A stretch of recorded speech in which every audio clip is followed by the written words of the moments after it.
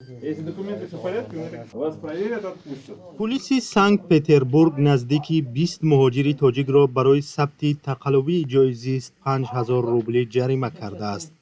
مهاجران 25 اکتبر بازداشت شدند. آنها گفتند که نمی‌دانستند که ثبت جای زیستشان قلبکی است. بر اساس مقررات دوره پاندمی در روسیه، مهاجران تا 15 دکبر به ثبت جای استقامت اخراج نمی‌شوند، اما در صورت پیدا شدن ثبت قلبکی جای زیست جریمه می‌شوند.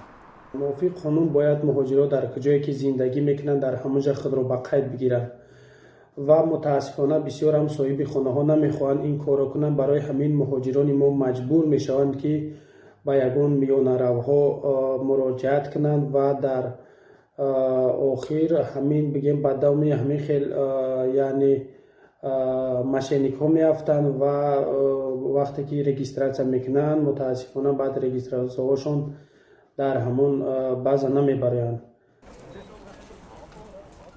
در سفارت تاجیکستان گفتند که در چنین حالت به مهاجران کمک کردن دشوار است چون قانون را نقض کردند.